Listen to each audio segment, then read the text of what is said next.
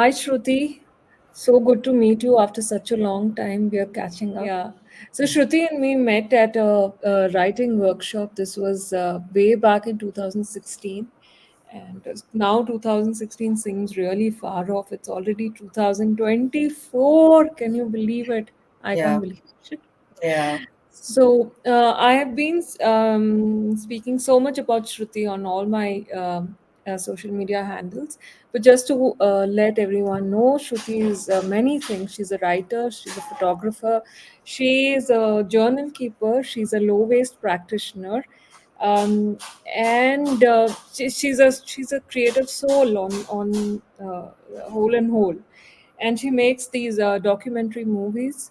And her latest work, which I have put out, is Samaya Harivu, and a lot of other links which I have shared with everybody. You can have a look at them. For now, Shruti and me will be having this conversation for the next 1 hour or so, all about creativity and her work. So, as the name itself suggests of my podcast, the creative process, do you do you have a process? And if yes, what does it involve? And when did you really come to know that filmmaking and photography will be my whole and soul, bread and butter and passion? right. I mean, okay, so process. I mean, this is a really, I wouldn't say difficult question, but it's also something that's constantly evolving, right? I mean, one process, like I said, is something that's evolving at different stages of you also figuring out who you are there vis-a-vis who your or what your craft or your, what you're doing, dabbling with is. And I think process also really varies depending on the space you're in. Hmm. Meaning perhaps my process a year ago might be very different from what it is today. And I think my process also varies from different, I mean, from one art form to the other. So it's kind of difficult for me to articulate what my process is. And as a freelancer, I think also a lot of your schedules are erratic, a lot of your time is kind of very scattered, so you have to figure out a process amidst all of that madness of sorts, right? So perhaps that madness is the process in some sense, and knowing that there is a deadline and a deliverable that just instigates you to kind of show up and do the work that you have to do. Hmm. Simply put, that's the process. Otherwise, specifics, obviously there's a lot of, I mean, I mean, the process, it varies, man. I mean, it's different for different things. It's different for photography. It's different for, say, maybe writing a story. It's different for making a film. Yeah, I mean, if you want me to specifically outline, we can talk about something specific, I guess. But it's a variable. And it, like I said, it varies based on schedules, based on the time that you're in Hmm. life, plus the Hmm. time that you have at that point in time. Sure. So, how much of it is creativity, and how much of it is really specificity? And do both of these satisfy your creative pursuits, like this How do work you that mean? What do you mean by specificity? specifics of the logistics of filmmaking, the whole Right, process of filmmaking. right, right, Is right. people talk about creativity in a very, we romanticize it a lot.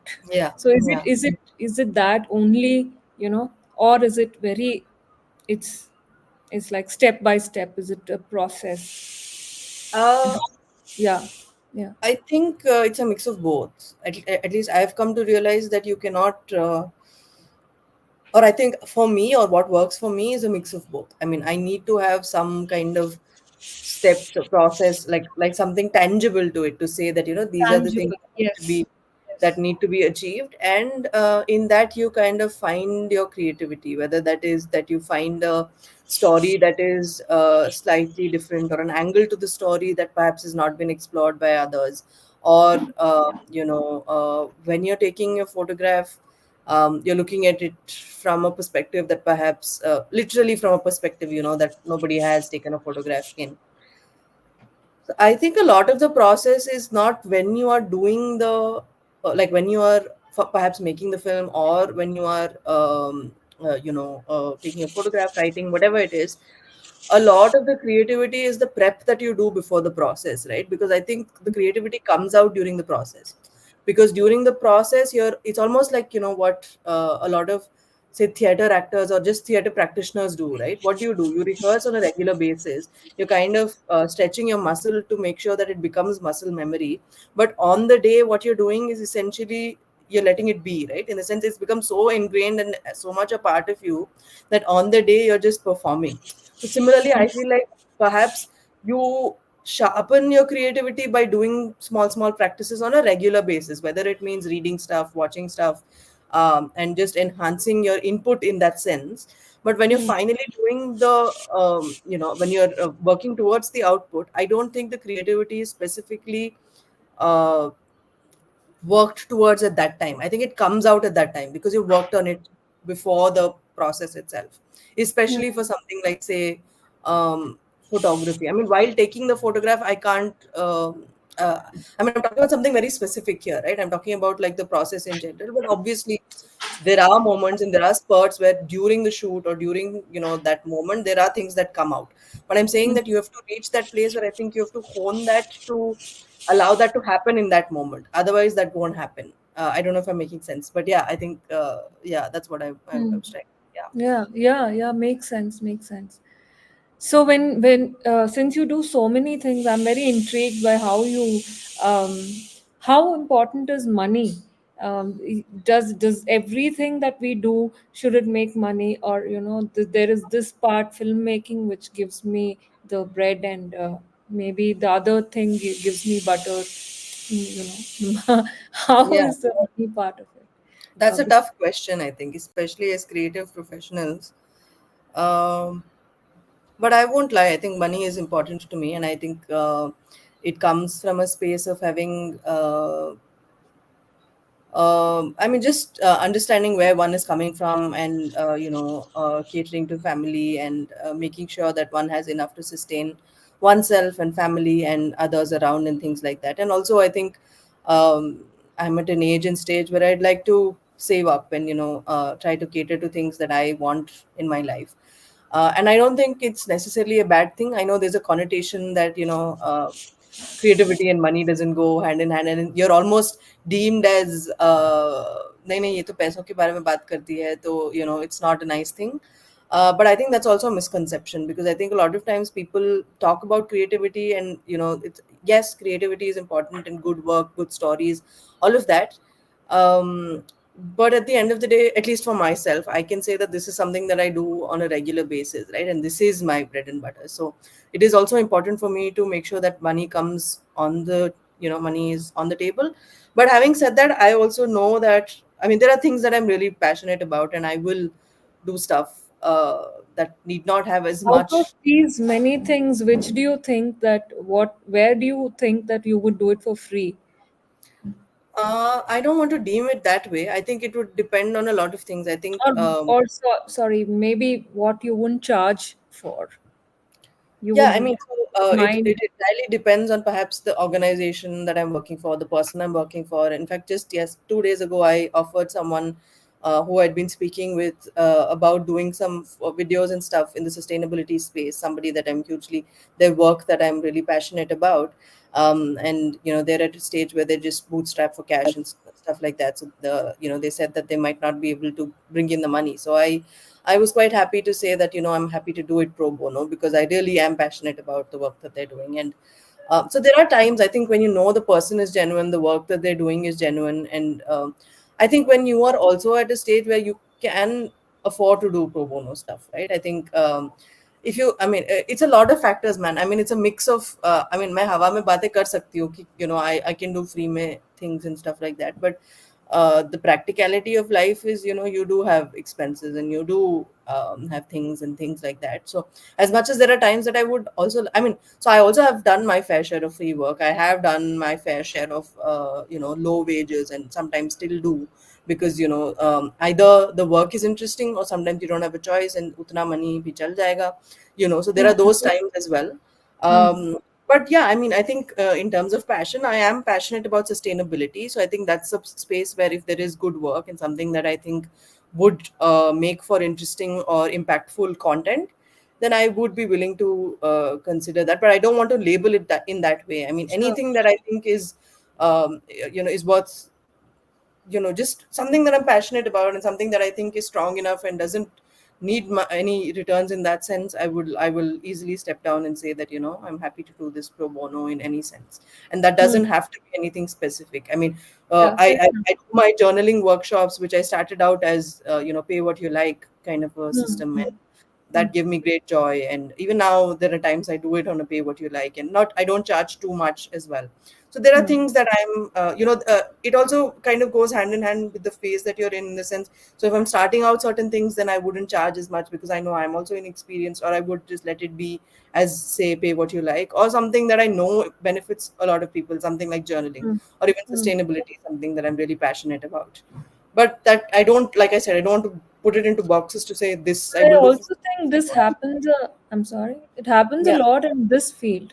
In our field, it happens a lot that people think that it's okay to not pay this person because she's just starting off. Maybe in other fields it's less. That's been my experience. I don't know. Yeah, I mean, every I think every field, every profession has its own ups and downs and their own pluses and minuses. But I think specifically with art, I think, for example, say whether it's film or anything else. So, moving on, let's talk about something specific that you've done.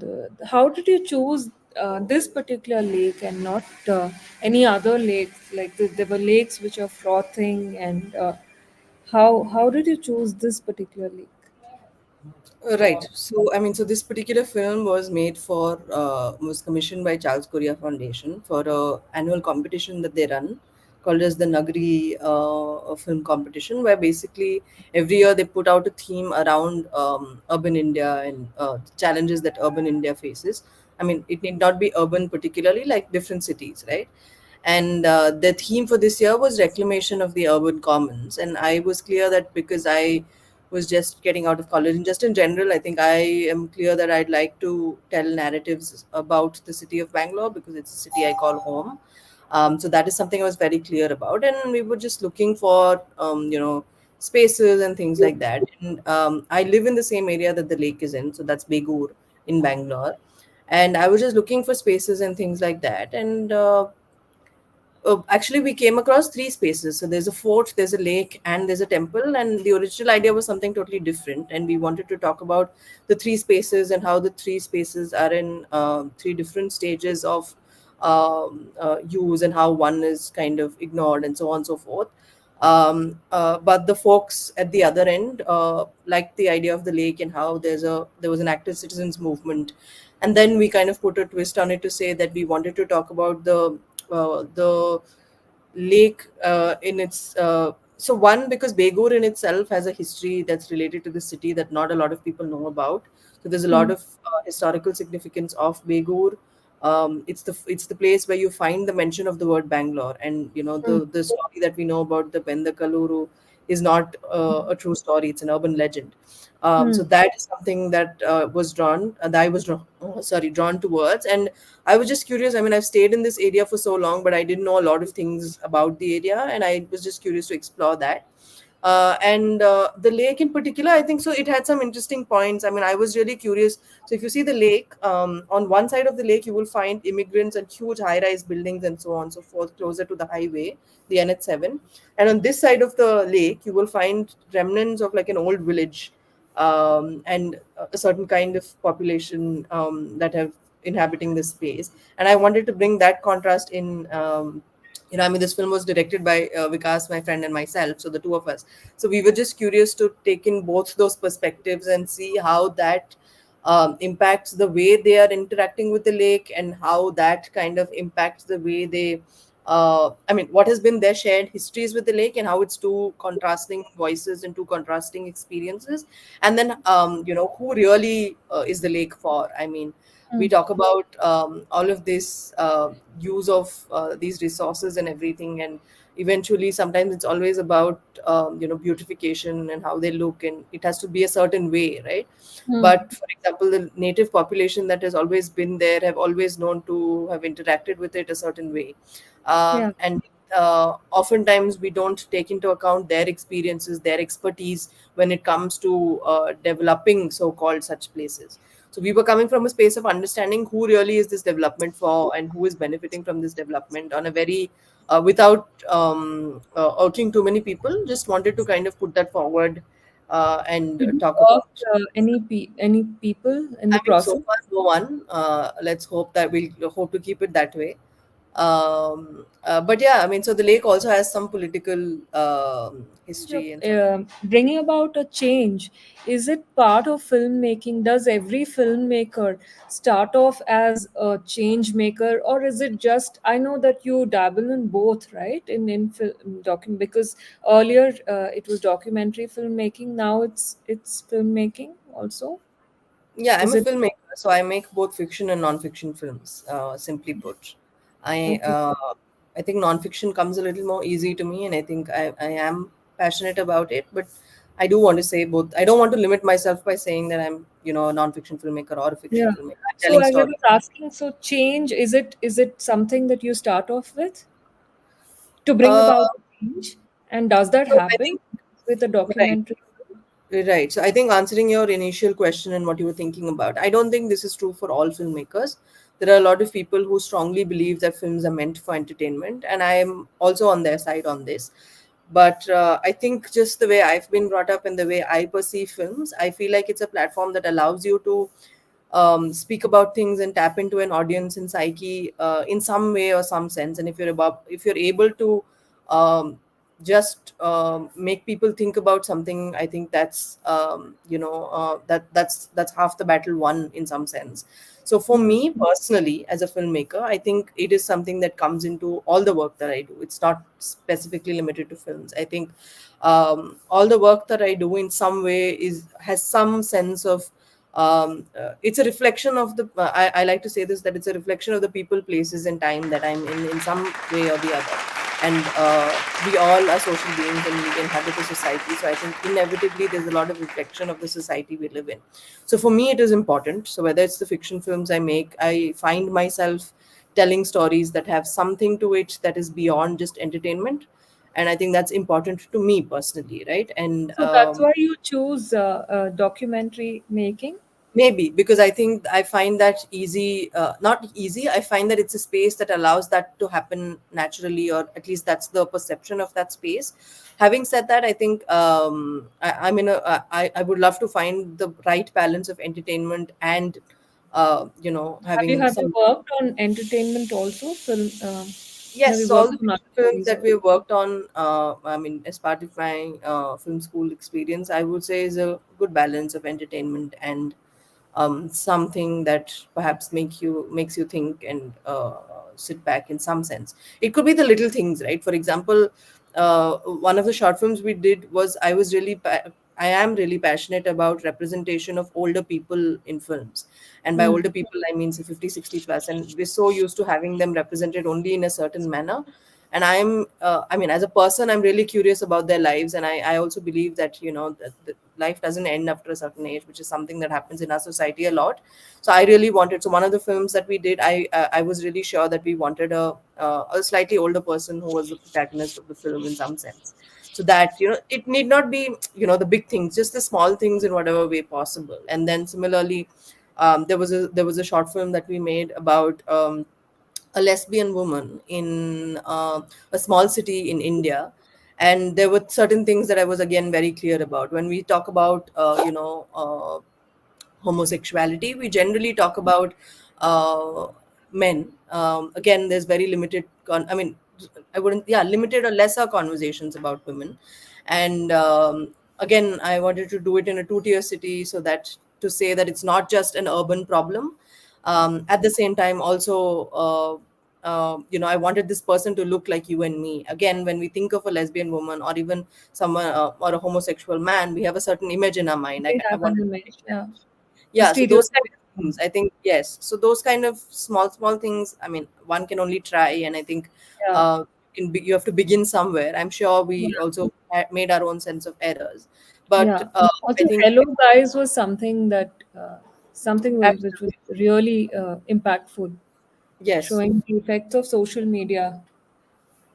Absolutely. And I think also not just about the effects of social media, but agency that women have on a Yeah, platform like social media. And yeah, you don't, it's not limited to, I mean, it yeah. gives It's you a given a voice. voice to. It's given a voice to so many people who really Yeah. didn't have, as you said, in agencies to women. Yeah. Yeah, Yeah. And I very think that, impressive. yeah, that particular film, I think was a collaboration with the director Samiksha, and I think she found the protagonist, and then I think both of us connected on a lot of levels, and then we were able to bring out the narrative in some sense, and it kind of connected. And yeah, I mean, Sumita is a force in herself, so it didn't take us too much effort in that sense.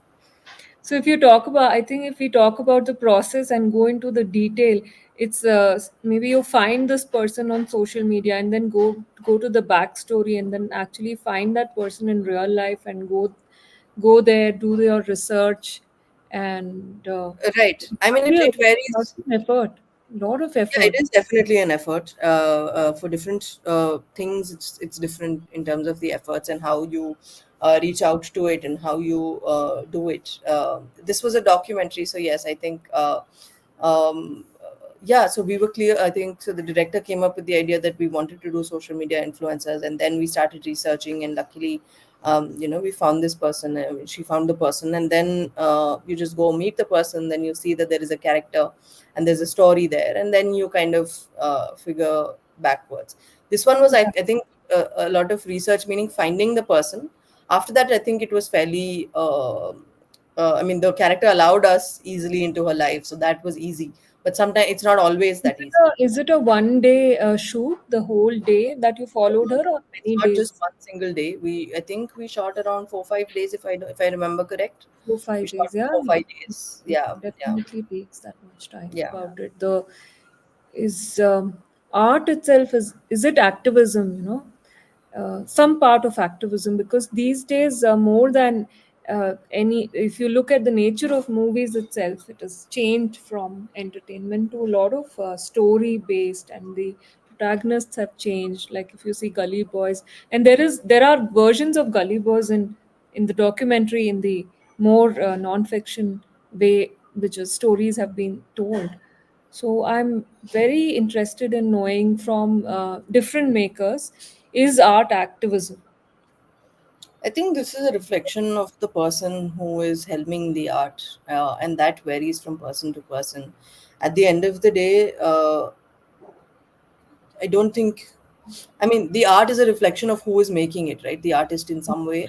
So I think I cannot speak for everyone, but there are people for whom art is activism. I mean, and not activism in the strict sense, but perhaps an agent of change, or some kind of a platform that allows you to speak about things that perhaps otherwise you wouldn't. Hmm. um, and I think it just varies from person to person. For me, yes, it is. I mean, I don't Hmm. think I can look at it as I mean, for me it's just that there is such a huge platform, and Yeah, it's great that you're getting a chance to yeah, tell something to the people in the form of a story, and they're going to be giving you their time and consideration. And I would rather give them something to think about than just enjoyment. yeah, I mean, sometimes even at the sake of being too activist minded in that yeah, sense. yeah. But yeah, the idea eventually is to find the right balance. Hmm. And but I think it's also all right. I mean, it's absolutely all right to also just be entertainers, because as someone who consumes content in all its form, I think that is also extremely necessary and also difficult. I mean, not as easy to make as well. I mean, one things that, if the content is so called frivolous, it might be very easy to make, but that's not the case at all. Yeah, to each their own, man. I mean, also I think comes from a lot of things. And um, Hmm. yeah, I think privilege also makes a lot of difference in that sense. Yeah. Hmm. If you have a voice, you'd rather use it uh, uh, in whatever way you can. Is being good at something the deciding factor to what we'll do in life later on? Or is it like, no, I'm passionate about this, I don't care whether I'm really, I'm really great with it. but I'm really passionate about storytelling, so I'll go ahead and I'll click pictures, and even if I'm not good, is what is the deciding factor of what you'll do in life? What? So I say this often. So I would say that my middle name is Confusion. Because I have always just been. I think it's Barack Obama who said that create meaning out of confusion, and I highly kind of echoed with what. I don't think he meant it in this sense, but I think I highly resonated with what he said, because I think I have just always been a confused being who has just been floating around in some sense. And in hindsight, it's just that things have made sense. Hmm. And I think, I mean, like I said, I don't think I ever saw myself in the field of stories. But in hindsight, I don't think I could have landed up elsewhere. I mean, it just makes sense. It feels like the right place to be. But for me, particularly, I don't think it was a conscious decision at all. It was just a lot of um, good friends and well wishers who kind of guided me in the right direction in that sense. Hmm. Because I don't think I was ever that self aware, for the lack of a better word, to Yeah. identify that, this is something that I'm good at, or this is something that I should give my time to. So, for example, my photography was something that, so we had a competition in my school in my 12th grade, at 11th, 12th grade. And my school fortunately had saved an assignment of mine from ninth grade, and they'd put that up, a photography assignment, and the judge who was the photographer had just seen it. So we were the host school, and our photos were not part of the competition, but our school had made an effort to put out the photographs. So Hmm. the photographer saw the photos and said that this girl has an eye for photography, and maybe you should let her know. And I was on the campus, and the photographer made an effort to meet me and my dad. I mean, he requested to meet me, and so I was there. My dad was there as well, and he In ninth grade. no, this was in 12th grade. The photos were clicked in ninth grade. Okay. And he met us, and he said that, you know what, she has an eye for photography. You should see if this is something she wants to pursue. And that's how it started. But even then, I don't think I had the confidence, because I still did science in 11th and 12th, Hmm. for whatever reasons. I mean, I had studied in the same school from grade like UKG, and I didn't want to let go of my friends in the school and things like that. So I took up science, which helped me again in retrospect, because I think with camera and everything, science background helps. But at that point in 11th and 12th, I didn't have the awareness or the courage to choose arts, which would have again perhaps helped me in different ways. But I chose to do science, for example, at that point in time. Hmm. Similarly, I never thought of doing, so when I chose visual communication after college, it was because a friend of mine suggested, there's a course like this, why don't you give it a try? And I Ah. chose the course, and that's how I landed up there. Similarly with film school, I never thought I would be in a film school, So because I was. to let everyone know, so Shruti went to Satyajit Ray's Film Yeah, Institute in Kolkata. yeah. Yeah. I mean, I was averse to the idea of studying films, and I always thought कि films में पढ़ने के लिए क्या है मतलब. I've been a huge consumer of films since I was in school. So much so that my parents had to go and complain in school कि ये लड़की बहुत films देख रही है, कुछ करो इसका, you know. And So maybe, yeah. yeah, so but yeah, but in hindsight, so then I landed up in film school, and in hindsight it just makes sense. So I think there is no, I mean, it I know. So for example, I know my sister's been a driven person since she was age 13. She knew she wanted to be an actor, and she's been on that path since she was age 13, right? But for me it's not been that, right? For me it's been that I knew I had certain strong sets, and I think through the years I've kind of strong skill sets, and through the years I've kind of understood that. But I never had the ambition in that sense. I mean, I have larger goals, but I don't think I've ever been that. Specific? uh, I don't know. I think maybe just taken things too lightly. I mean, and just been like, Ah, "Ki ho jayega," and things are happening in the flow. yeah. I think things just happen in that sense for me, and I think I'm very instinct driven in that sense. I mean, whether it's even, for example, the seed paper venture that I started, it was something that came out of the pandemic in some sense, where I just wanted to uh, make it like just tell people we're there for each other, and there is love and hope in the world, and that's where I was coming from. So I think for me it's always been very Which is instant. very important today. I mean, even today, where the Yeah, mountains are yeah, burning and there's so much yes, dolphins are almost going to go extinct, and yes, There's so Yes. much happening all over. It's like a Yeah. total. If you look at it from a bird's eye view, it is like, oh Yeah. my God, sometimes what is even happening? There's war in one place, and Yeah. yes, so, yeah, this is very important. Yeah. You do see I think that people. that also informs the content that you make. Sorry, I'm also interjecting you and making a connection with the previous question you asked. Yeah, How can you turn a blind eye to so much happening around you? Whether it's climate change, whether it's war, whether it's homophobia, or or Islamophobia, religious right? distinctions. Yeah, yeah, Yeah, you can't turn a blind eye. And if I mean, if you're open to things that are happening to you, I mean, I think it will find a way to leak into everything that you do, or at least that's how it's been for me. I don't know it any other way. And I think you just try, as long as you don't hurt the cause in any way. I mean, you don't do the opposite. I think it's all right, as long as you're aiding the conversation in the positive, in the right direction yeah, in some. I think it's all right to try and do what yeah. you can. Yeah. Just for to let Bangalore fans know, there is a movie called. Can you spell out the letter? The RLO, letters that go Yes. undelivered. Yeah, Yes. I thought that was a piece of art.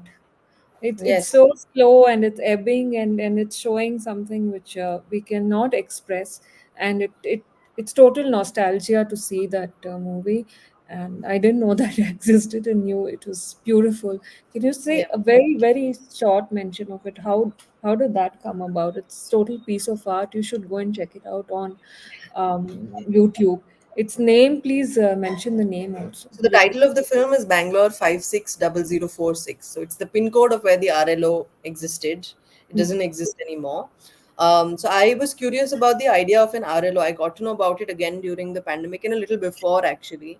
And what kind of pushed me is, so during the pandemic, my parents sent me letters on my birthday, and it Oh, never reached me they because, were somewhere else and you were somewhere yeah, else. I was in Kolkata and they were in Bangalore. Yeah. Not, I think this wasn't during the pandemic. It was towards the fag end of the pandemic. But I was in Kolkata and they were in Bangalore, and they very sweetly, because I love letters, they sent me letters, right? And unfortunately, it never reached me.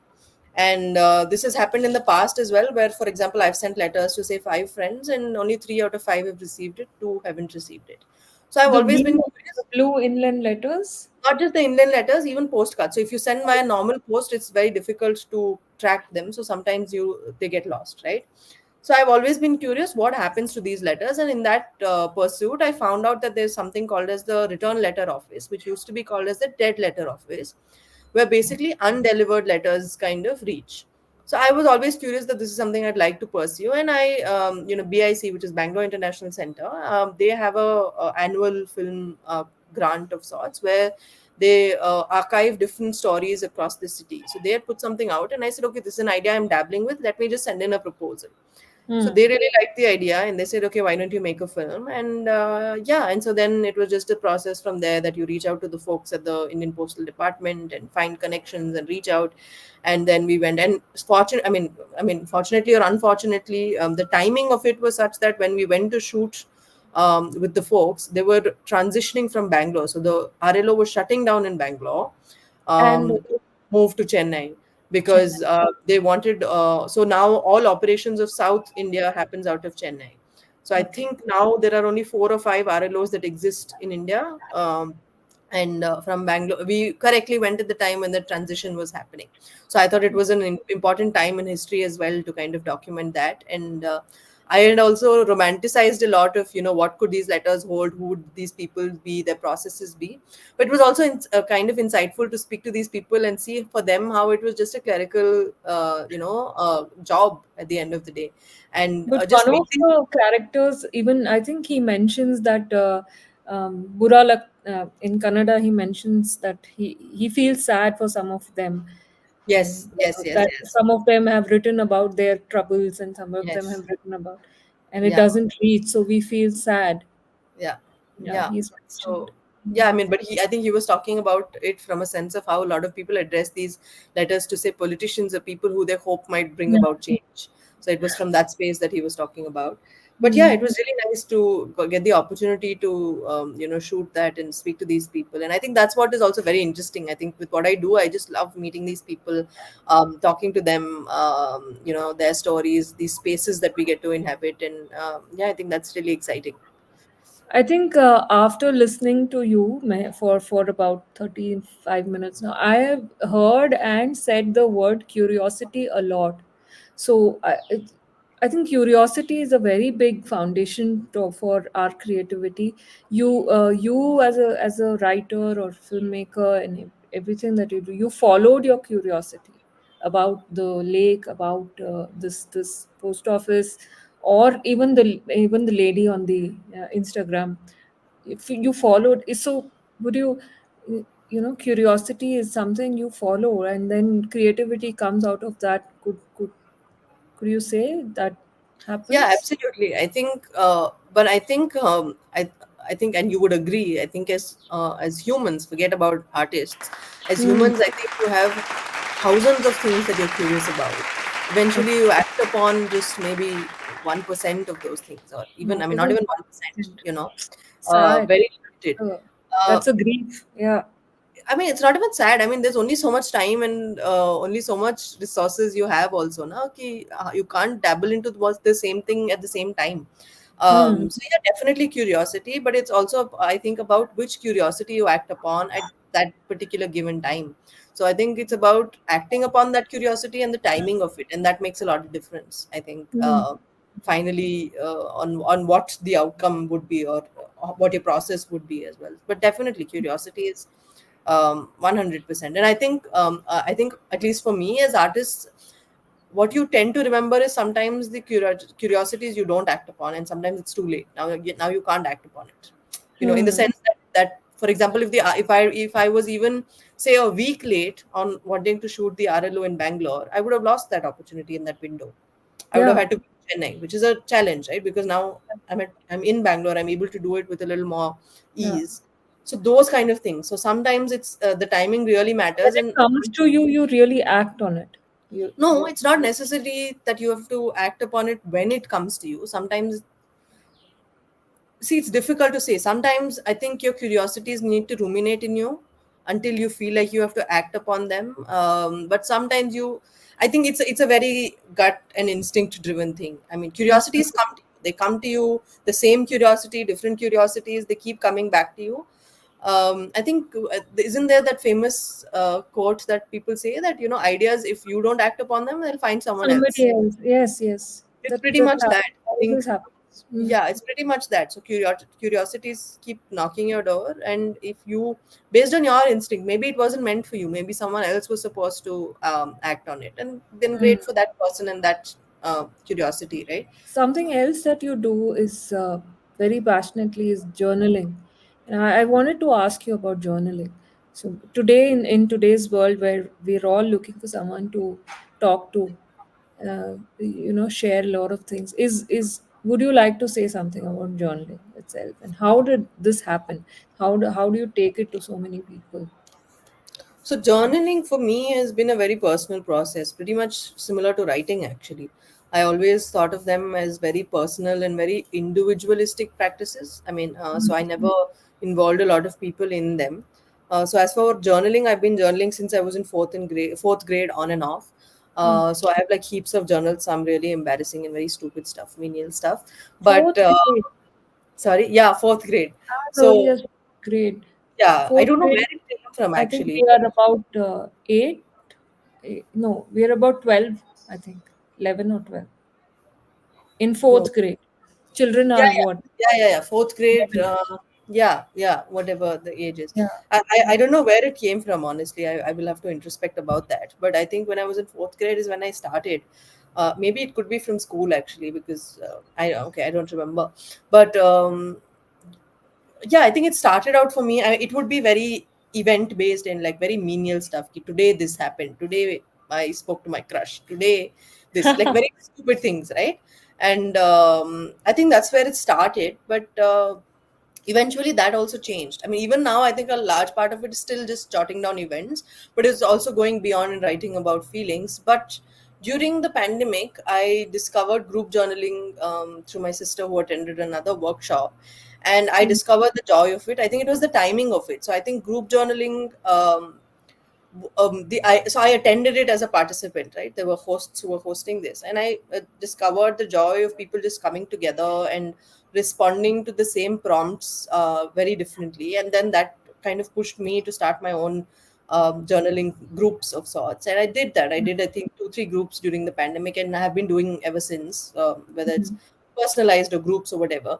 But what I Mm. really enjoy and what's pushing me to do this, even now, I was in Kolkata and I did a bunch of sessions with 2 3 theater practitioners. What is really, I don't know, mind boggling, but also really satisfactory in some sense, is that actually we are not connecting on a human level anymore, na? In the sense Mm. that we all crave human conversations, human interactions. I mean, the simple reason we're having this conversation is I think the two of us like to speak to people. And this is true to humans in general, but there's so much of distractions and so much of facade that we are hiding behind that we're forgetting the true meaning of conversations and connections. But I thoroughly enjoy these spaces because it allows us to, I mean, you won't believe. So this was a 3 day workshop, right? And just in general, these workshops, I mean, like, they could be single one-on-one sessions or 3 days, 5 days, 7 days, whatever it is. But you will see that these people, even if you do the one-on-one sessions, on day one, you're practically strangers, right? You've barely met them and you don't know anything much about them. But by day three, they're telling you these incredibly deeply personal stuff that you perhaps not even share as easily with your best friend. Mm. What does that tell you about humans and our need or like want to connect to people, right? And I find that extremely fascinating, and I think I'm also just I just love speaking to people and just interacting on a human level. But I think for me, specifically with the journaling, I find that it's a great way to kind of bring people together, and see how we're all kind of going through the same highs and lows, in some sense, so it can be something as simple as, what made you smile today, and in a group of 5 people, you will see the different kind of responses I mean, the different responses that prompt elicits of sorts. And that kind of changes your own perspective about things, firstly. Second, you've gotten to know these different 5 people through that one prompt. And then imagine the same thing that's happening over a period of 3 days, 5 days, 7 days, right? Mm. um, I mean, so I find it a great way to kind of bring people together, and to it's kind of like an icebreaker of sorts, right? So much so that by the end of it, there's a community of belongingness of sorts, who have these deep dark secrets of yours, that you haven't perhaps shared with other people, and it's very interesting. So yeah, I'm really looking This is forward to kind very illuminating to me because I used to think that journaling is a very internal process. It's a very personal process. But now that, suddenly I'm hearing that it could also be like a community gathering. People could come together through it. It's amazing. I would love to so attend intrinsically. something like this. Absolutely, and I would love to host something like this. Things should be Mm. absolutely fun. Uh, but I think intrinsically, it's still a very personal activity. I mean, when you're journaling, you are doing it as an individual activity. I think it's Mm. the sharing later, again, depending on your own comfort level. I mean, there's no one's forcing you to share how much, whatever you want, you can share. It's the sharing part. So the process later, which is about, eliciting, just kind of, how you feel at the end of it after the journaling, that kind of brings the community together. Even if you don't share what you've written, just talking about how you feel after you responded to the prompt can just bring people together. And of course, there are other small things that we do, but yeah, I think it's something that, I've seen a lot of people benefit from. Yeah. So would you say like this is becoming for me like a chicken and egg story? So would you say that because I started journaling at 4, I mean from the Classic. class 4, and then writing came, and then filmmaking came, and then photography came, and how is it like everything leads to one, or everything is different, and you how does your brain manage so many things? I think how it started for me is, yes, I think I started with journaling, but as a very personal activity, and just, I think for me, journaling has always just been about I don't know. I think I don't know. I think it's a sense of accountability. Na, you have kind of put on paper that your day went like this. So it's like you have a day that you have physically on paper, and then you can get done with that day of sorts. So that's how that started. And I think I've always written poems again since I was in fourth, fifth grade, or fifth, sixth grade. But again, these were very personal pursuits for me. I never thought they would become my profession. Forget making money out of them. I never thought they would be something I would pursue beyond passions, right? Mm. Um, Photography is something that I think happened to me. I was taking photographs, like I said, I remember family vacations, point and shoot cameras. I would be taking photos, and then there was that assignment in ninth grade.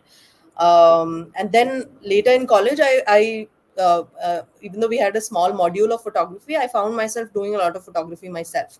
So I've been doing photography since 2016, and I've been doing, like shoots with people. And I've been fortunate that I think I've had a lot of people around me who have been interested to be in front of the camera. My sister being the first one because she's an actor. So I think that worked out really well.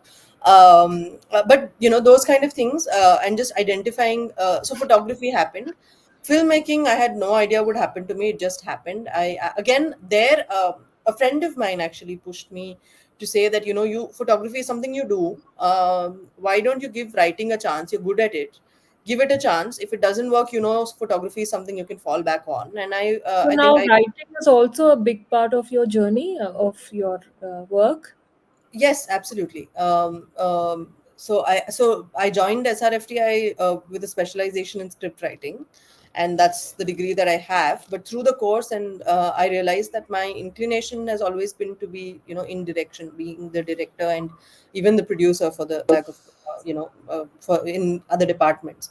So Mm. I was able to hone my writing skills, but I know that I want to do direction, and that's what I've been doing since even outside of the campus and things like that. Mm. Mm. So, in hindsight, I feel like everything has kind of aided the person that I am and has helped me become a better storyteller, for the lack of, I think, Mm. storyteller. Mm. But I Storytelling. don't, it's only in hindsight that I can tell you this. I don't think it was, and I think also, again, in hindsight, I don't think it was a conscious choice. It just feels like the natural progression, in the Mm. sense that you start with writing, then you get into photography, then you move to, say, videography or filmmaking, and next you kind of, I think the natural progression for humans is also, okay, we've tried this, next what, next what. And Mm. in that moment, I don't think, for me at least, it was very conscious, but in hindsight it feels like the natural progression happened, and But it's everything all, just kind of added yeah. to the other. Yeah. Yeah, sorry, go ahead. Yeah. But it also, don't you think, Shruti, it's also we are the privileged generation, because I think our parents were a lot about.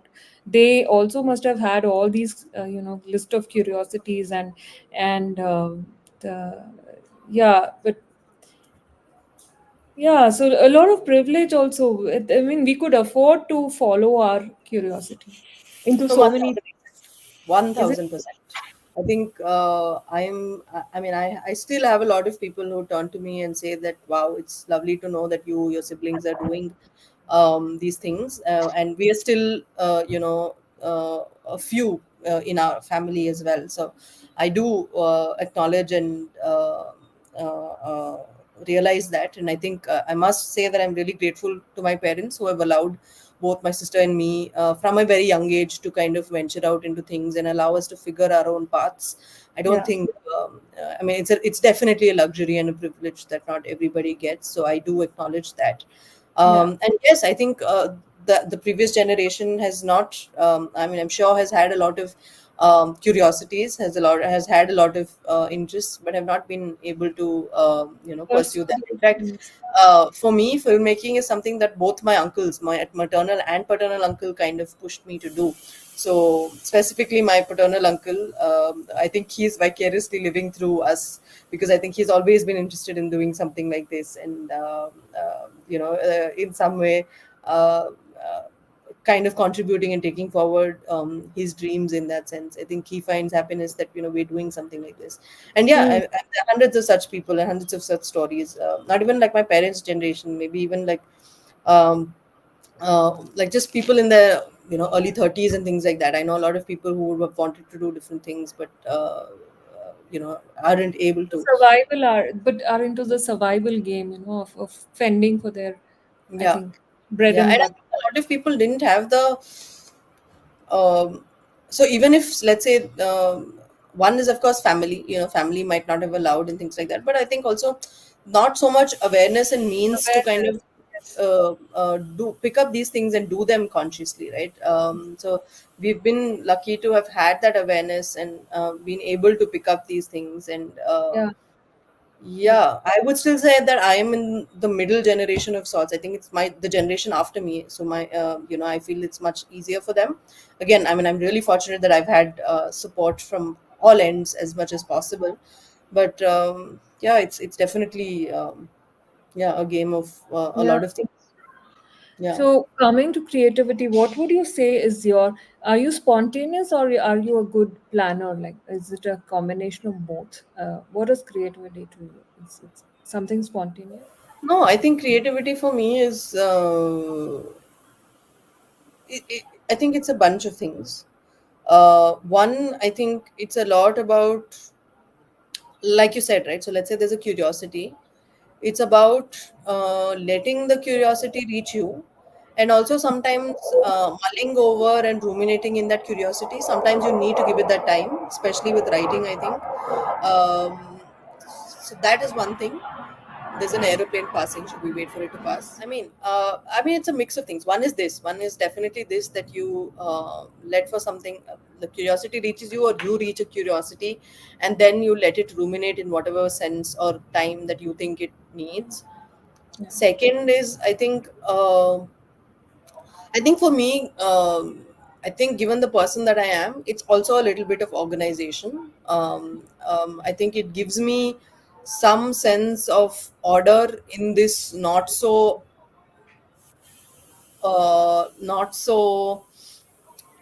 I mean, in this rather chaotic space that Unorganized space. Yeah. unorganized space that I inhabit, because I think there is a sense that things are, मतलब ऐसे हवे में हो जाता है चीजें, and people are just whipping things out of their hats, which is not the case at all. A lot of planning happens with every film, with every shoot, whatever it is. I think a lot of planning goes. I think that's extremely important as well. Mm, And I think at the end of the day, it's also a lot about uh, acting upon your instincts. mm, Um, in that moment, at every moment actually, when the curiosity reaches you, even when you're planning, when you're shooting, when you're at every stage, I think it's about a lot of instinct, and whether again you're choosing to act on the instinct or not. Two other mm, things, what mm. aids this creativity is, one, I think, the right team, the right collaborators, and the right Very important. Very and important. the right, yeah, and the right time as well. I think timing is also an important thing that hugely affects whether you're able to channel your creativity, or whether you're getting caught up in the in the logistics or the other things. And I think what just happened with the airplane, right? So an airplane passed, so you took a moment to, so I think it's a lot about also patience sometimes, or giving it time. Sometimes things happen, you can't help, you let it pass, and then you kind of regain the momentum. So Yeah. it's a mix Yeah. of things. It's a mix of like very romanticized creative things, and it's Mm, also like a bunch of logistical things that you have to yeah. find your way around in some Yeah. sense. Um, are there periods in your life that till now in your working that you didn't want to do anything? Like कुछ नहीं करना है अभी.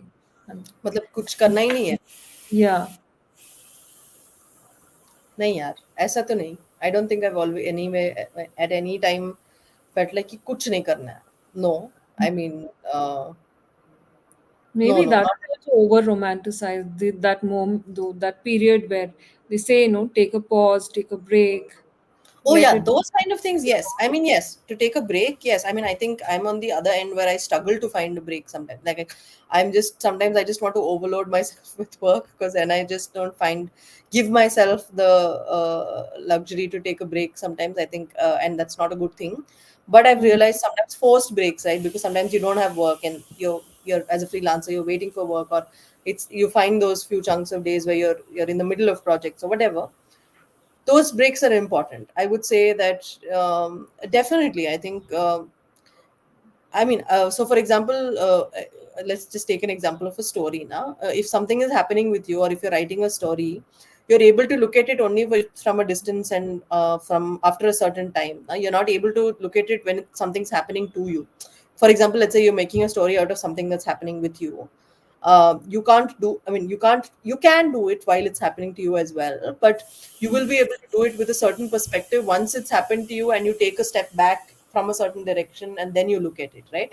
I think Mm. that's true to any art. Sometimes you have to take a break and say ki, I think zyada ho raha hai, let's take a Mm. break and then come back to this. And that Mm. happens as well. And I think one should do that as well. I So find is it difficult. story writing more like stream of consciousness, like which is happening to you, or it is from the environment that writers are, um, inspired, and or is it both? And I think it's both. I think it's both, and I think it also depends on the kind of story you're writing. If you're writing something sometimes that's if you've read these Premchand ki kathas, or the older creative novelists, short story, you see their stories are beyond. This could have this is I went through this. It is nothing like I could have gone through this. It's completely new. It is, oh wow, that factor was there. I find that very reduced today. I hmm, find it as if, yeah, I knew what is coming now, hmm. because I don't know, maybe is it the skill, or is it the times we live in, or things have changed a lot. I don't know. This question went from I blah mean, to. again, no. Again, I think a lot of things. I think we're unfortunately in a time where it's quantity over quality, and people want things right then and there on their fingertips. So we're not putting in as much time as one would like or should to let the content find its natural destiny. But it's more like कि नहीं नहीं हमको deadline है, like we need the story by this day, we have to do it by then, and so on and so forth. So I think one could be that, and I think also, I know this might sound but it's true. I mean, I think also the quality of our lives has become very different, right? I think Yeah. uh, we have become very superficial Mm. in some sense, and Mm. not very I think also experienced. very fast based, very fast. I Very mean, we want fast paced, very check boxes types. second Yeah, and third and fourth, doing. yeah. So I think it's a combination of a bunch of things, but I'm cautiously optimistic. I read this somewhere recently, so I'm cautiously optimistic, and I'm Yeah. hoping that one could break that clutter as well. Uh, let's see. I like this thing that you're cautiously optimistic. Yeah, I note it down here to yeah, yeah. Yeah. How the most obvious question most people ask, like, are there blocks in the creativity, and how does one deal with them? Yeah, there are times where there is block. Fortunately for me, I think I've realized that it's a phase. So I'm able to say ki okay, it will not last forever, which can be frustrating during those times sometimes. But I'm able to like say okay, it's not something that's going to last forever, and you kind of let it go past you in some sense. Mm. So there are blocks. I don't think there's anything specific that I do. I think it's part of like life in some sense now. So you just go about things like okay, you're like ठीक है ये तो नहीं आ रहा है, so then you go about the other things that you have to do. And I Mm. think that again I have the luxury to do that because I think I dabble with multiple things. So I'm saying I think I can say that अगर ये नहीं हो रहा है तो I say कि okay, let's do this. Mm. But I understand that it can be frustrating, and yeah, I Do think for you? me also, yeah, sorry, Yeah. go ahead. Yeah. Go ahead. No, go ahead. No, no. So I think for me also, then it's these small, small things. So apart from just journaling, I also facilitate different workshops now.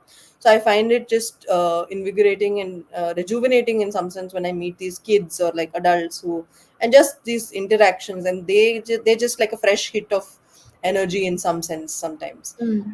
Yeah. So that itself can be kind of inspiring sometimes. So Mm. I just find little things sometimes. Sometimes there's nothing you can do, and I just let it be. Like you can't do anything. You know you can't do anything. I mean, there's nothing else lined up. Then you get bored, and then you trouble the people around you, I guess. But yeah, that's pretty much it. Yeah. Yeah. So does one have to study film? Like, are there people who have not studied it and are still working in this field? Oh yeah, yeah. Lots of them. Like most places. Now there are some people who learn it and come, and then there are some people who learn it on the job. And um, filmmaking, yes, I did learn it, but photography for me was pretty much learning on the job. Writing Mm. also, I mean, I have only learned script writing now, very recently, and I've done one or two workshops every now and then. But otherwise, writing for me was a very like a practice based thing. I don't think Mm. I'm formally educated in writing in that Mm. sense, you know. Mm. So yeah, it's pretty much like any other profession. You can learn and do it, and you can choose not to. I think. See, even learning any of these things, I don't think it's about specifically anything that they teach you about, say, filmmaking or photography or anything. There's only certain limited things they can teach you about, say, the technical or the process in terms of this is what it is, and this is pre-production, this is production, this is post-production. I think what it does is it allows you to get into the discipline and the flow of the process. So, for Mm. example, in film school, you get to make 4 films. So, what for me, more than the inputs that I got, I think it was another plane. So, you got a. It's yeah. It's fine. You can hear me? Yeah, yeah. I can hear you. Yeah, yeah. So essentially, what I'm saying is, so it's not just about the input about what you're learning, right? I think it's also about going through the process of making a film. Eventually, that's what it is, right? Whether you will learn hundreds of things. You've learned कि okay, मुझे ऐसे लिखना पड़ेगा, ऐसे करना पड़ेगा, and this is how the scene needs to be. This is all. But or this is how I need to work with the actor. This is how I need to all of that. But unless and until you go through the rigor of making the film itself, you'll never know. And eventually, I think it's those things that matter in the film school also, to some extent. And it gives you an atmosphere that aids you to perhaps, increase your input and understand. Basically, you become like the sponge, and you kind of take in whatever you need to take in, so that when you're out in the world, you kind of make the best out of it. And again, if you're in a space where you're able to try out your skill set and see how much works for you or what are your strong set, and things like that, it just gives you an exposure into things that you otherwise wouldn't have. I'm just giving you, for example, just a film school. But there are people who choose to and still excel in what they do, and I think it's a matter of personal choice. Hmm. Yeah. Yeah, yeah. Shruti is also a low waste practitioner, and I want to ask her about how does she practice this low waste in her life. Yeah, so I have been a lowest practitioner for I think 5 6 years now, and I've been trying to do this consciously. I think it started with the little things at home. I think dad would always say no plastics like 10 years ago, and we would be that crazy family at Big Bazaar. The counter say the person would see us and be like, are you like, oh god, ये लोग आ गए, ये लोग अभी drama करेंगे कि plastic नहीं चाहिए ये वो. And we would always either end up buying like a cloth bag or something, or we were 4 people, Diwali ke kapde kharide honge, so all of us carry our own clothes out of the store. So things like that. It started with those simple things, and then I think I think around 2018 19, the little things, I think part of your practice, all the little things that you can do. I think one of the first things I was able to transition into was using a menstrual cup. which I thought did wonders to me in multiple ways. One, of course, environmentally great, like you're not using these sanitary pads that are extremely polluting, but also causing rashes to your bodies and things like that. But it also helped with my cramps. Like I feel like my cramps have reduced drastically since I've been using menstrual cups. So that is one transition I was able to do very easily, and that was the one of the first ones. And then of course trying to uh, buy items from the retail store in bulk, go and take your own boxes and buy. Sometimes that's a miss. Sometimes You you also end up. go to those stores where they don't they practice that uh, no packaging. Yeah, so I mean there are dedicated stores, but even to your kirana dukan, like we take dabbas and go, and they're happy to put it in the dabba and give the small things like that. And I've been wearing second-hand clothes for around 2 3 years now, only second-hand clothes. Really? 90%, yeah, 90% of my wardrobe is second-hand clothes, thrifted clothes. By clothes I mean clothes, accessories, everything that I'm wearing also right now is secondhand. So clothes, accessories, shoes, all of that, and I've even never met anyone who does this. there are Goes a to lot of the people. Lot of people. I mean, I'm not perfect. There are a lot of times. I mean, it's very limited. Like I think like maybe once a year, one first-hand cloth that you buy by mistake, or like somebody gives a gift and you're not able to refuse it. Hmm. Um, but I can proudly say 90% of 95% of my wardrobe is second-hand clothes or sustainable clothes, at least, even if they're first-hand and they're sustainable brands, and those kind of things. What else? Yeah, so secondhand, yeah, books and clothes, all of that. Try to use very, so I try, it's no, like, so I'm like in a family, like everyone knows ki no plastic, so don't use that. And try to carry my own like, say, refuse wherever possible. So for example, if you're going out to eat, then plastic straws, I when I'm placing the order, I say don't give me a straw. I try to take it in a reusable glass and not in the plastic or the paper cups that they give in. Or sometimes I carry my own Carry a steel glass. That's the best thing. steel glass or Yeah. straws and things like that of my own. Yeah. And then of course the whole products lifestyle as well. So tooth powder, tooth tablets. Some of those things have not been able to sustain, especially with the family. We've been composting for a while now. Even in campus, when I was in campus, I would find ways to compost. I don't know if I can put this out Mm. publicly. Like I would do it secretly and go and put it out in the mud and things like that. But just compost as much as possible as well. So yeah, I mean, little practices like that as much as possible. Composting is a very long haul. It's very important. It's like Yes, most. absolutely. It seems I've heard that if most of us start composting, a lot of landfills will close, and it's like Yeah. the most important thing to do right now to Yeah, save the. especially for Bangalore, I think now, especially the BBMP, like who come to collect the waste, they've stopped. The frequency is reduced because there are no landfills anymore to go and throw the waste. And if you're able to manage your wet waste, that's a lot of the waste that you're kind of diverting from the landfills. So that Hmm. we are trying to do as much as possible as well. And then of course, even the other things, na, even like for example the plastics, we try to use them for, so let's say agar dal kharida gaya hai, dal in that plastic packet, then you try to reuse that plastic for something else, like you extend its life cycle. Don't Right. just use it for that one thing. So use it for say 2 3 times, and then eventually, let's say, if you do allow that plastic to come into your house, try and extend its life cycle as much as possible. The Yeah. best would be to not get it into your house, but Yeah. yeah, but to try and see how you can Yeah. contribute. I think my storage boxes have been lying around for a decade now. I haven't changed them.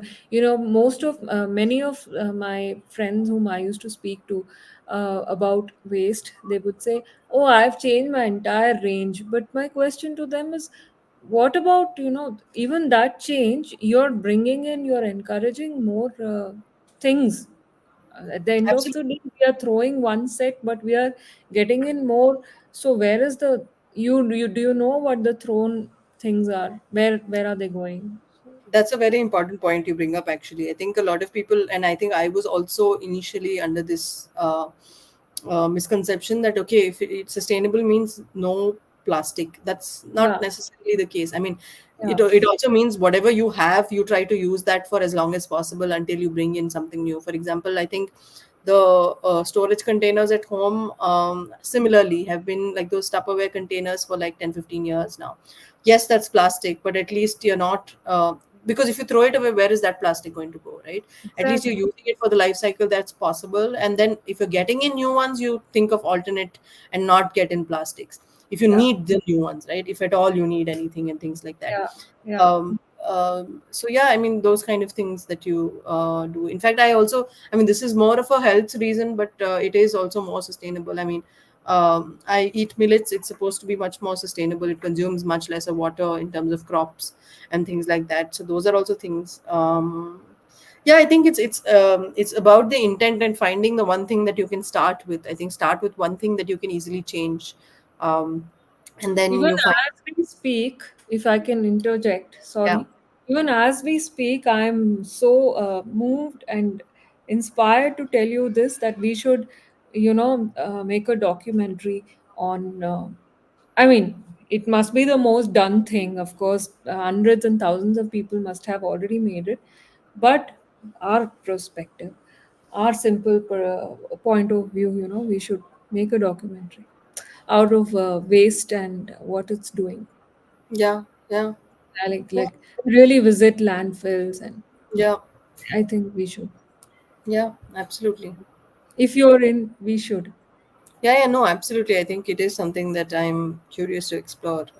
The idea of waste and how much waste we're generating, and designated people to handle your own waste. I mean, I find that really uh, unnecessary. I mean, it's your waste. At least deal with it yourself. No, why are we Yeah, kind of yeah, I think for me it's also that. I think it has become that. I mean, if you are creating waste, then why are you designating it to somebody else? And I think then the pursuit is, okay, reduce the waste in whatever way possible. yeah, um, um, yeah, and I mean, there are a lot of things one can do. I mean, even ranging from things like put in solar panels and rainwater harvesting, and I mean, the means is endless once you get into this space. But start with whatever you think is something that you can easily adapt to. And I try to not print things as much as possible, electronic as much as possible. I keep my inbox as empty as possible, because that also consumes, I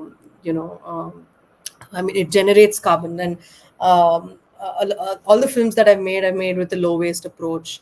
Um, yeah, and I also have a certificate at the end of every film that says this, that it's a film that, and we quantify the amount of waste we've generated and how much and all of that. So I think it's all things. What matters is the intent, and what are the little things that you can do in yeah, that sense.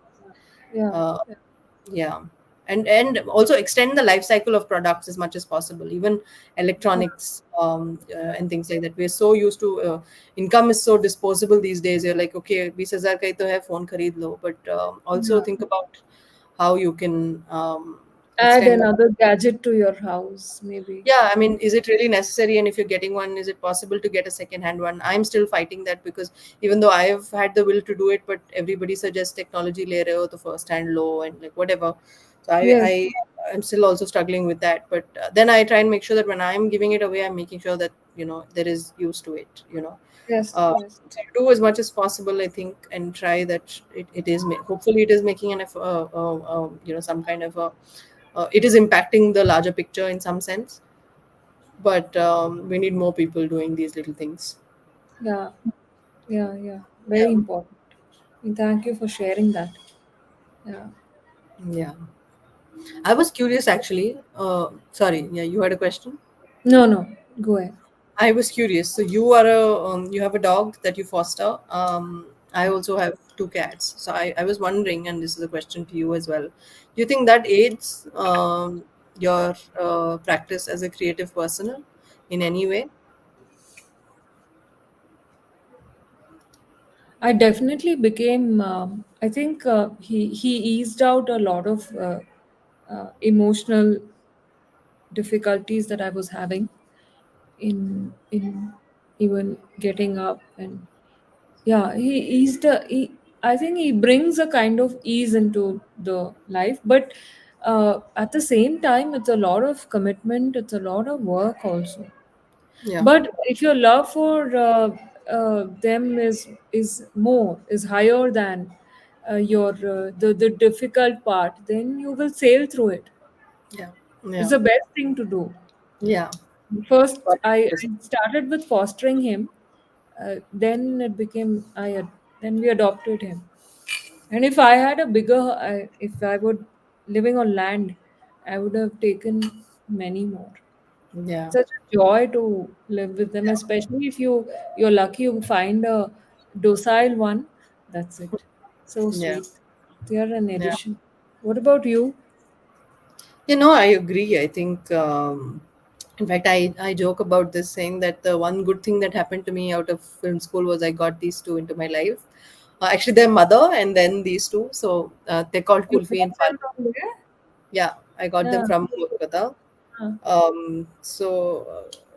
Yeah, I think they have just I would definitely say they've changed me as a person. I think my understanding of love has changed so much with the addition of these two, and just in general, my outlook on life, and just looking at all beings with a different perspective. And yeah, for sure. I think even the daily, like your like the daily routine also changes and everything. And yes, it is a lot of responsibility. But I think, like you say, if the love is greater than everything else, I think that's what matters. I Yeah. agree as well.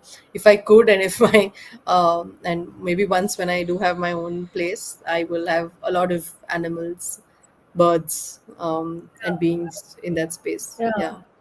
When I see this happening more and more in the world, I see hope. Yeah. Because the day I see some animal abused, my heart is very heavy, and I feel helpless and angry. Yeah. But then when I see that there's so many people who are out there putting out their lives and helping and saving them and going and really making a difference, then I feel there's hope. There's a lot of hope. Yeah. Yeah. So I'll do a rapid fire round with you, very cliched Sure. one, but we will do one. So who's your Sure. favorite movie maker? I think now it. In fiction. Sorry. In fiction first.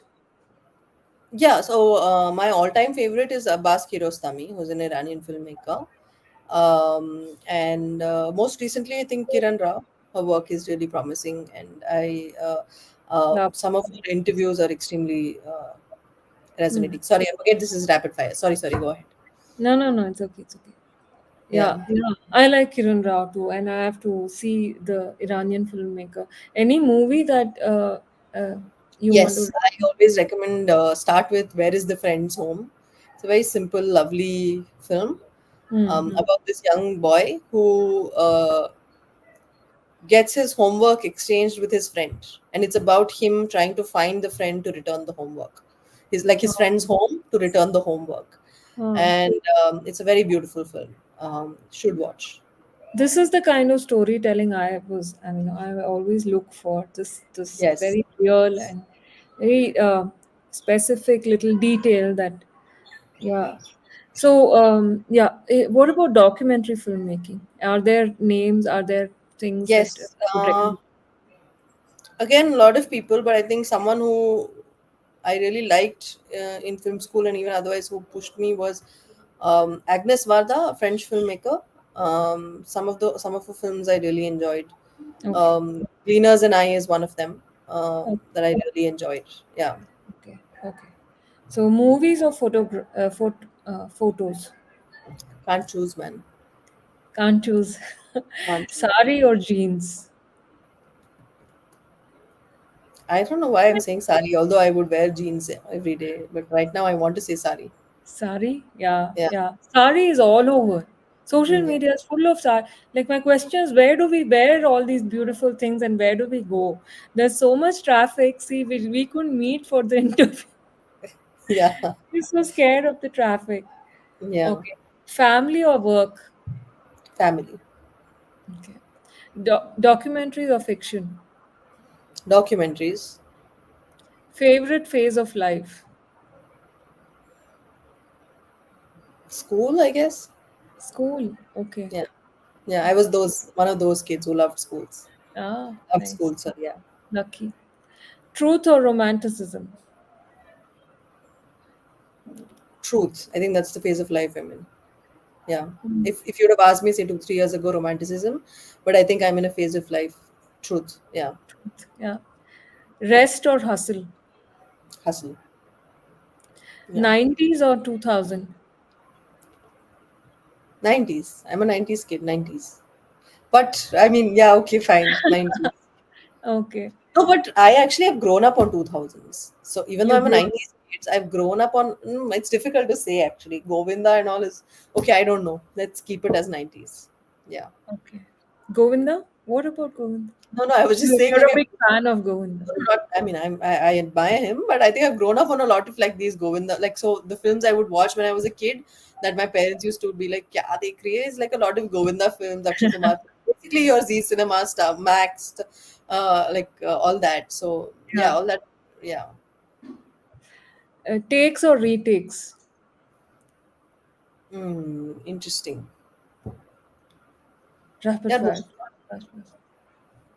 I, nothing's coming to my head. Takes, retakes. I mean, it's difficult to say. Takes, I think. In documentary, it's about takes. It's about takes, right? You don't Yeah. always get retakes. In You don't. fiction, it's about retakes, which is possible. Yeah. Hmm. Best movie till date? Mm,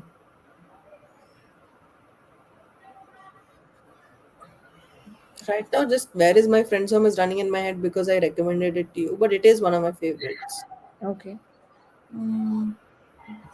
Yeah, Where's My Friend's Home? It's actually one of my favorite films. Yeah. Books or movies? I want to read more, so can I say books? Yeah. Uh, yeah, books. I Yeah. want to read more, Don't we but all? more of Yeah, more I'm at movies. the same stage. I want to Yeah, read. I want to yeah. actually start reading, which I have stopped. Hmm. Now. Yeah. Great. So here we come at the to the end of our interview, of our conversation. Sorry, conversation. And it was great. It was really insightful speaking to you, Shruti. And I wish you all the best and lots of more of work. And we'll keep in touch and keep talking more about movies, about books. And if life gives us a chance, we'll do this live once more. Yes, life Isn't? will. Maybe we just don't know when. Yeah, we don't Yeah, know it. yeah. See? I just Yeah. have one question for you, if you will indulge. Yeah. Um, so, why the creative process, and what pushed you to uh, get into the creative process of creative individuals?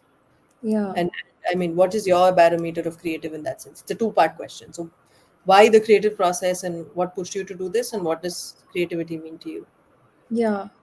So this whole idea was an outcome of a spiritual journey I took with a women's group, and we were doing a project, and I mean, each one of us was supposed to do our own expression about.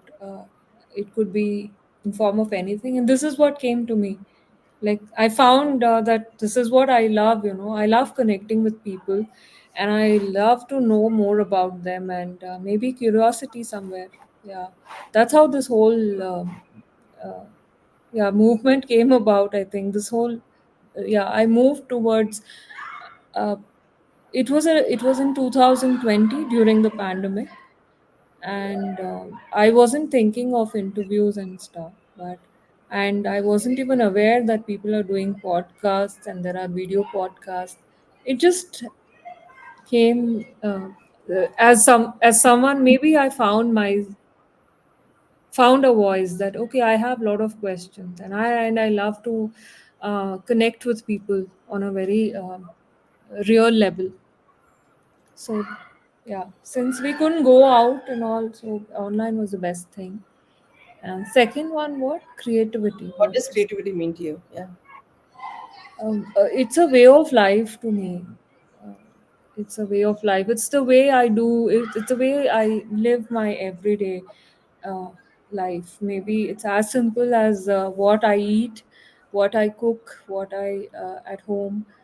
Um, and of course the things that I do, I love writing and I love my music. I would want to revive my singing at some point.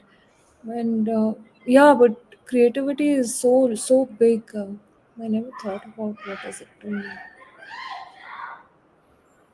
It's really the way I want to live my life in a very aware, in a very aware state, because I think I've taken a lot of unaware thing done spend enough time in unawareness and ignorance. It's a time to be aware. Creativity is also a madhyam or a route where you can explore your own awareness into different things. I mean, everything leads to uh, one, whether it is writing or singing or I don't know, maybe movie making tomorrow. So inspired by you. absolutely. Yeah, Yeah, so it's a way of life for me. Yeah. sounds great. Hmm. You also did podcasts of your own for dialogues, right? So how was Yes, that speaking to so many people? And it was lovely. I mean, I surprised myself actually. I never thought I'd be. I mean, if I can say myself, half decent at it. Um, I was. I think I always thought of myself as someone behind the camera, but that process kind of got something out of me, and I think I really do enjoy being in front of the camera in some sense, especially in the form of like this, speaking to mm, people, having conversations, is something that I enjoy, and I think it gave me the confidence, and also just seeing myself do that felt like, okay, this is also something I could be good at, and yeah, so it was extremely interesting to meet these people who are change makers from different walks of life, and have these conversations about them, and the ability to sustain like an hour long conversation with these people who are like masters in their own field, but you're able to have a conversation with them, and just curiosity, yeah, just ask yeah. the Must have questions. taken a lot of preparation also in form of Yes, that research for it the did. questions. And Yeah, it did. But I really enjoyed it. I think I enjoyed all of it. I think I also enjoyed what I really enjoyed was also the curation. So the curation was also something that I did single handedly, and I'm also glad that some of these people that I picked, they've grown to become really strong individuals in their own path. And mm-hmm. we're always doing the great stuff. So I think Yeah, that also is something that I enjoy, just curating and finding these people, reaching out to them, and having the conversation and then putting them out and everything. And of course, Dialogues was really supportive and mm, provided whatever support in whatever way they could, and that yeah, super fun. In fact, I also hopefully this year will be able to revive some form of podcast or some kind of a conversation-led yeah, initiative. Let's see. Yeah. yeah. That's great. That's great. This was Shruti Parthasarthi, and a very creative person making movies, writing. As you heard, she shared a lot about her whole process. So I have started the creative process after a long time, maybe 2 years again. So I hope to bring in more interesting people, more people who are doing, living the life of creativity as a way of life. And I'll be back soon. Thank you so much for being with me. And if you are there at the end of the conversation, that's great. It was an insightful one. And thanks a lot. Have a great weekend.